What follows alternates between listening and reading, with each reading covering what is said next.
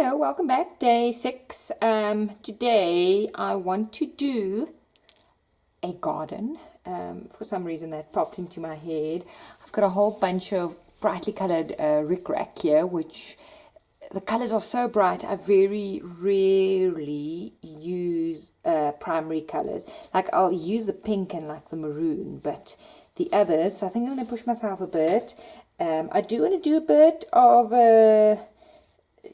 not just bright. So I've got this as a backing paper. It's from 1907. It's German. I got this from my aunt. So I think I'm going to use that as a background. I really like stamping on like a dictionary paper or something like that. But these old papers don't handle mixed media very well. So you have to gesso that. So I'm going to do the whole thing as the background. So basically the black is just about gone. And then I'm going to start preparing my garden. I've got a stencil ready. It's like a dahlia, and I'm going to put that right at the top because that'll be the background but also be the biggest. And I'm just going over it with quite a bright, it's worn lipstick. I don't actually know the Tim Holtz colors too well. I got a lot of the inks gifted to me, so I'm just playing as I go along. I don't actually care if the flowers are colors that are real, like the pink is pink and the green is green, etc. Yeah, I like that. I'm going to do the green. So that's the first flower done. I'm also going to stamp some flowers, even if they go over, and I'm going to emboss them. What I did a while ago, not even a while ago, is I embossed and then I watercolored over it, and I actually quite liked the resist, and it was the first time I did it. So I'm going to do it again because I'm going to color in the flowers so that the color doesn't go all over the page. I've pulled out a selection of like not like flowers, but look of flower. I also have like a little dandelion, but I think it needs to be more open in order to color it. So I'm going to stamp a sort of meadow and see how it goes.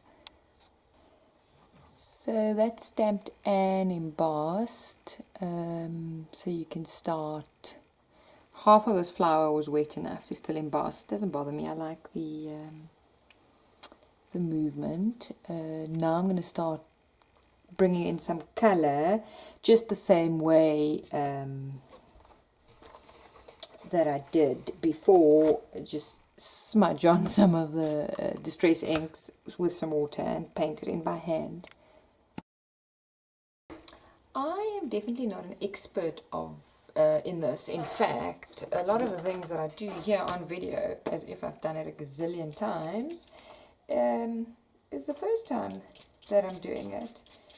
But, I mean, that's your journal.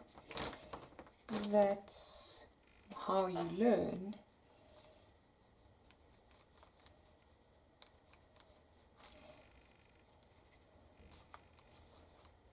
So this is abandoned coral. It's slightly darker, but because the other petals, now without me planning to have done it, did actually emboss, the two colors aren't mixing because the embossing powder acts as a resist. So it's quite a simple effect, and I mean your paint doesn't flow because you've now given it a frame. Make it slightly pinker. You can do this on any sort of plastic that you have, even like the wrapping that scrapbook paper comes in.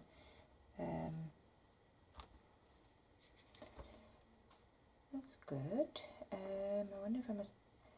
I don't actually think I must add more colour. I'm just going to continue with the one colour I have, and then I'm going to dry it. This old paper doesn't like the drying though, it bubbles, but I think it'll probably settle.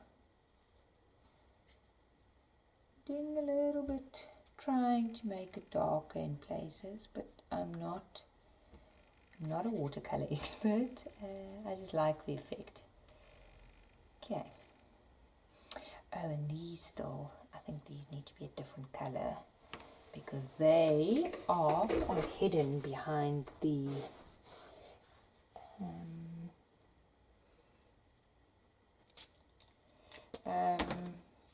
and then obviously the less water you add, the more intense your colors are. These are only sort of working because the leaves got embossed without me intending for it to happen. But there are still spots where they are shining through, and then I'm just adding a little dab of purple here and there to let the colors talk to each other. Don't think it needs to go anywhere else.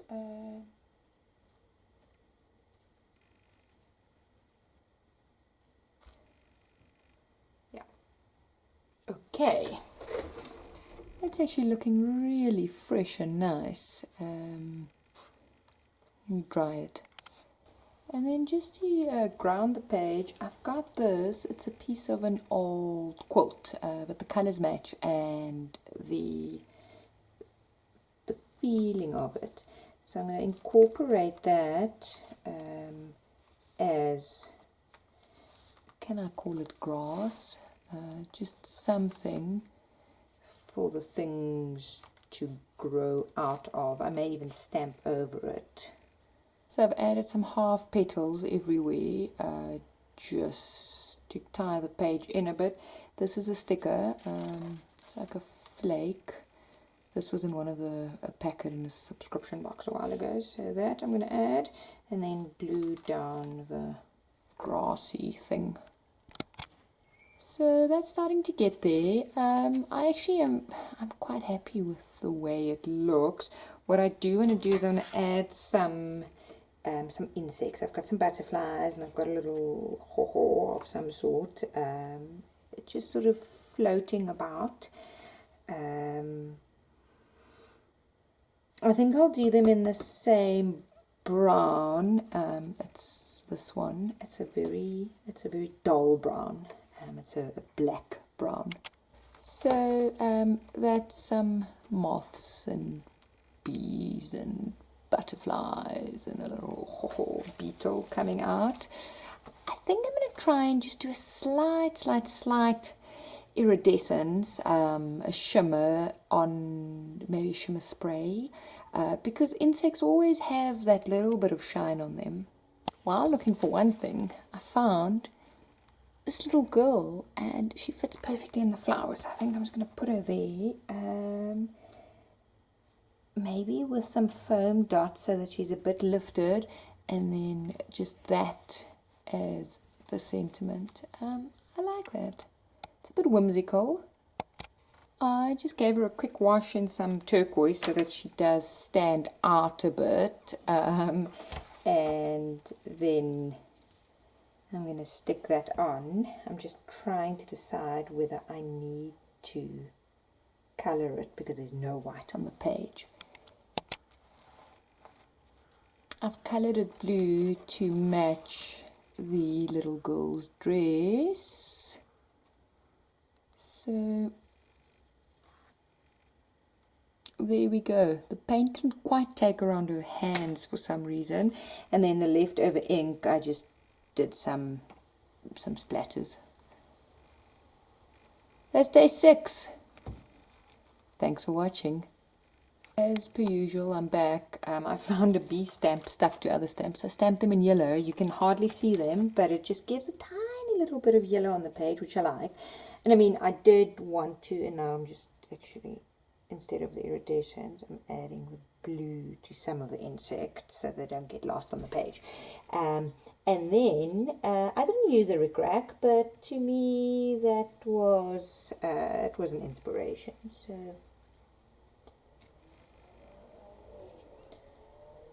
okay, now I'm done. I'm happier with more of the colors everywhere.